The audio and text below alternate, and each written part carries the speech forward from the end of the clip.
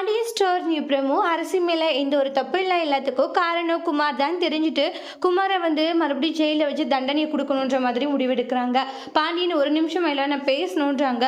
சொல்லுங்க என்ன விஷயம்? இல்லை, அவன் தப்பு பண்ணிட்டான், இனிமேல் அவன் தப்பு பண்ணாத இருந்தால் அதுவே போதும், வான் மட்டும் பண்ணி விட்டுருங்கன்றாங்க. வான் பண்ணி விட்டா இனி எந்த பிரச்சனையும் இல்லைன்ற மாதிரி சொல்கிறாங்க. ஓகேவா உங்களுக்குன்றாங்க. எனக்கு ஓகே தான், இனிமேல் வந்து என் பொண்ணுடைய வழிக்கு அவன் வரக்கூடாதுன்ற மாதிரி சொல்கிறாங்க.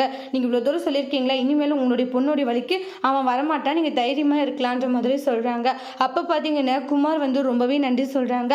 என்னை காப்பாற்றினதுக்கு ரொம்ப நன்றி, இனிமேல் அரசியோடைய வாழ்க்கையில் நான் எந்த ஒரு பிரச்சனையும் பண்ண மாட்டேன்னு குமாரே சொல்கிறாங்க. அப்படியே எல்லாருக்கும் ரொம்ப பெரிய அதிர்ச்சி. ஏன்னா இப்படி குமார் மாறிட்டானா, இந்த அளவுக்கு மாறிட்டானா அப்படின்னு சொல்லிட்டு அப்படியே மெய் மறந்து எல்லாரும் பார்த்துக்கிட்டு இருக்காங்க.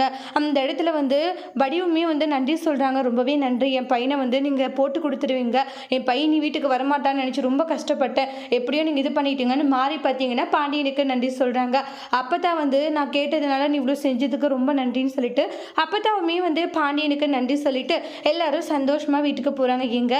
எப்படியோங்க நீங்கள் குமாரை வந்து உள்ளே தள்ளி வைக்கல, நான் கூட வந்து எங்கே கம்ப்ளைண்ட் கொடுத்து உள்ளே மறுபடியும் அவன் போயிடுவான்னு நினச்சேன். எப்படியோங்க நீங்கள் வந்து உதவி செஞ்சிட்டீங்கன்றாங்க. உன் அம்மா வந்து காலையில் என்கிட்ட பேசினாங்க.